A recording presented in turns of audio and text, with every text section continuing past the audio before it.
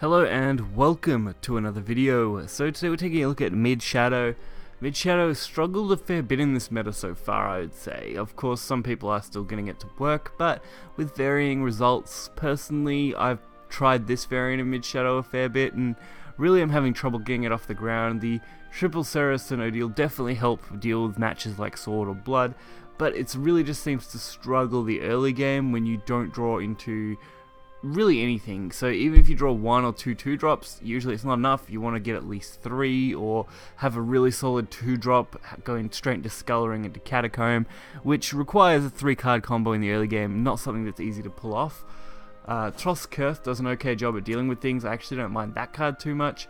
The Sun and Moon is a nice addition because it does keep the deck going even when it's starting to run out of resources, which it can do quite easily. Spectre's meant to be kind of Bane, but I'm not really liking that card at all, and probably something I'd consider dropping and probably putting in something else, hopefully. And outside of that, I am running only 2 Aisha, only because I don't have a third one. If I did, I would run a third Aisha and probably just drop another card here. Probably just drop something down to 2, whether it's Odile or some other card up this end.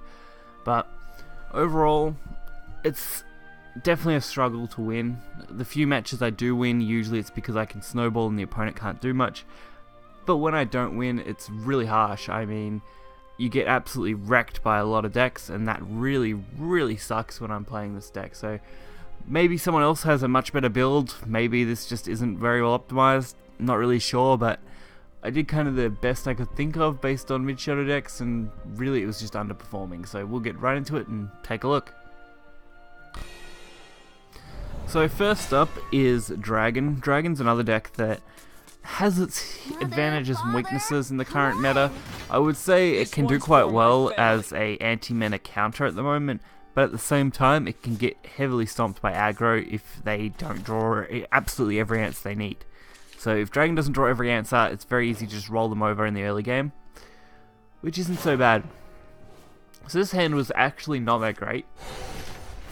Drawing, 2 4-drops and a 7-drop in your opener really struggles to make anything good. At least the 2-drop is pretty decent. And they have just gone for 2 Dragon's Nests, which means the Dragon player isn't really doing much either. And a second 2-drop does make this hand just that little bit better, and will at least get us to curve into our 4-drops, which overall isn't too bad at all. Light for all the world. Matarasu, not too surprising. You do get the Sculling, which is just a little bit better of a 3-drop than playing the other bird. Especially when we have got things like Catacomb or Seraph, but it looks like they are going to pretty much annihilate most of us, which is great. So I do decide to push out the other bird and go for it. I mean, why not? I don't want to really ram into Amaterasu. I don't want to give them the advantage of getting more health, so I do decide to just play off that. Go face a little bit, get some damage in, hopefully be able to drop Catacomb next turn. That's kind of the aim. If I can hit, 3 followers, I'd be happy. Be gone. I won't let you harm Mr. But I think Mid-Shadow's really struggling just because of losing a lot of its big removal cards. Losing both Necro Assassin and Lurching in the same rotation can be quite detrimental to its early game, which makes, clearing a lot of these kind of followers a lot more costly. Of course, that doesn't mean the deck is absolute trash, it just means it's struggling to find decent cards to put in it. So you're putting in suboptimal cards to really fill in those gaps, and I think that's what's letting the deck down a bit. Plus the wide-boarded meta at the moment, where things can quite easily be above 2 health that's harder to clear. Really a struggle for a deck like this that requires its own board to function. Dragon Life Blade. But they do decide to go fairly wide themselves, which isn't the worst case scenario. We do have our Ceres, which is pretty good. It'll allow us to both heal and go wide as hell, which is great. We really want to be able to use that to our advantage. Removing things basically for free, stopping any healing, and being able to go face for a pretty good chunk of damage. Plus, with Ceres on board, it becomes a target that has to be dealt with, so if they do decide to deal with it, I can just drop my Hector down, which is going to clear them out. Of course, they don't end up dealing with everything, because obviously all my skeletons get resummoned, which does mean I can go for a fair bit of damage to the face, but unfortunately I can't actually remove one of these followers.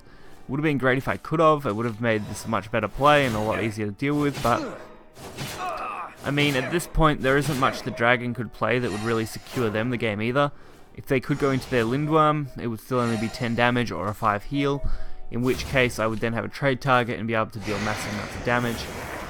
Frenzied Drake is a good option though. It does deal with things quite well. We do get the Troth's Curse though, which is a perfect way to deal with this without having to use our Hector.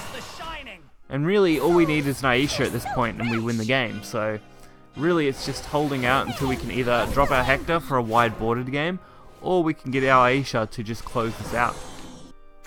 We also have other options with Thane, which I actually quite like, or just clearing a smaller board with Odile, so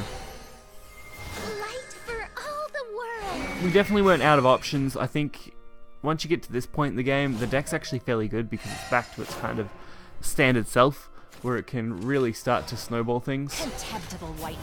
Of course, a lot of the new cards for the classes really do make it struggle. I mean, Arthur comboed with some of its big cards are really difficult to deal with unless you have Odile on Perfect Curve.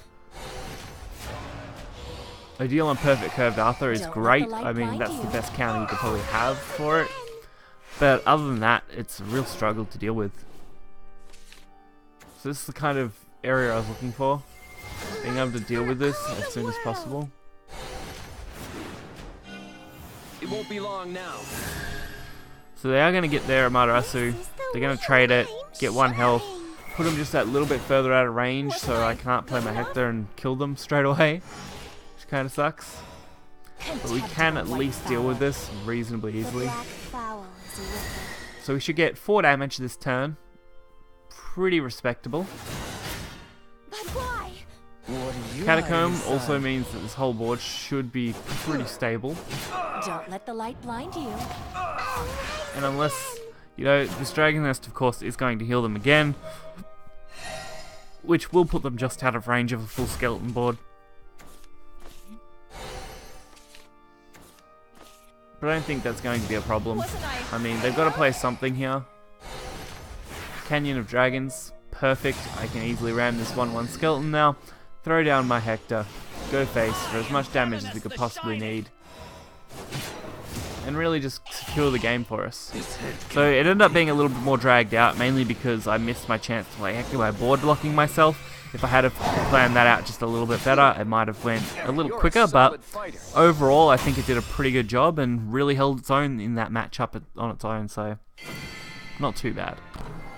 So the last match was definitely a good matchup for me. It's one of probably the okay matchups out of all the decks I've versed so far. I've played probably about 15 games and versed most of the current decks, and really it's a struggle against most of them. I am always fighting an uphill battle, which makes it really difficult when you want to be ahead on board, especially against something like Blood here, for example. This one went kind of in my direction only because they were playing I think it was a Drawn Blood, but I can't be sure. Can't quite remember what they were playing in this one because I played a few Blood matchups. Blood's pretty popular again, which isn't a big surprise. This is my home. Spider Wimp is a great way though to block me out in the early game. It really makes me have to think about where I want to go. So not playing anything means I can hopefully stick this. Unfortunately, Blood Drinker's Brand removed it. Kind of disappointed by that one. Scullering though, at least let's go wide.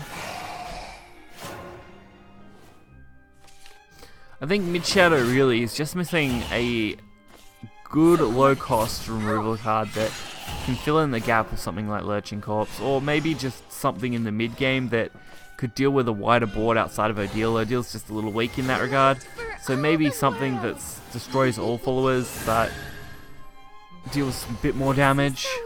I was almost going to consider Explosion, but I think that as a one-time card is a little weak. Probably want something that has reoccurring, similar to Odile, but maybe at that 7 cost mark. 6 cost mark isn't bad though. it's a really awkward one, really. Like, you want to be able to clear a wide board, or just clear a ward in general, which you just can't do as easily now with the mid-shadow decks.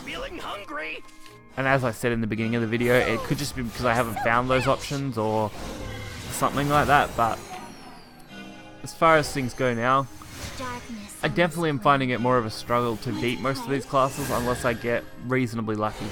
Welcome to the world of to the depths of the abyss. But there is also Reanimate Shadow. That is bringing up Shadow a bit, I think. Reanimate's pretty popular, honestly. I see more Reanimate Shadow than any other kind of Shadow, and it's not surprising. I think it is pretty strong. I would definitely consider it higher up than mid at the moment. It is very RNG heavy though, but you can kind of mitigate that even just a little bit by how much draw power you can put in when you're going with the Burial Rite effects. Definitely a deck I want to test out. Unfortunately, I don't have Sedwin, which is kind of the core card now for the deck. To be afraid of. So when I do get some Sedwins, I definitely will be testing that. It's similar to why my Summit Temple deck that I really wanted to test out and show you guys really was lacking because it just doesn't have those hides that it needs to really make the deck. It's surprising how core some of these legendaries have become now. It's basically if you don't have them, the deck really suffers. So dealing with this 2/4, probably the best thing I can do. You don't really want to leave it up there. There was nothing to be afraid of. And you want to be able to just go face a little bit sometimes. Getting in some damage is always helpful. This song's for you. Pure-Hearted Singer, not really doing much. Spiderweb Imp, again, not really doing too much either. Do need to deal with it though. Immortal Thane. Yeah, that's a pretty okay option. I mean, we get to deal with this Spiderweb Imp, we get a little damage out of it, so it's not a complete waste. Free up a board slot, which is good as well. And at this point, really, we just need to push some damage. To the underworld! I mean, getting them as close as we can to lethal range is what we want. Keeping them out of Vengeance is also pretty important. So here I make a little blunder. I probably shouldn't have went with the Wraith King like I do. If I hadn't have done that, I actually could have been able to play out Aisha next turn and probably just won straight out there off the Aisha play. Of course, I still have a chance to win with Hector. It's definitely not out of the realm of possibility, but I could have pretty much guaranteed the win off the Aisha.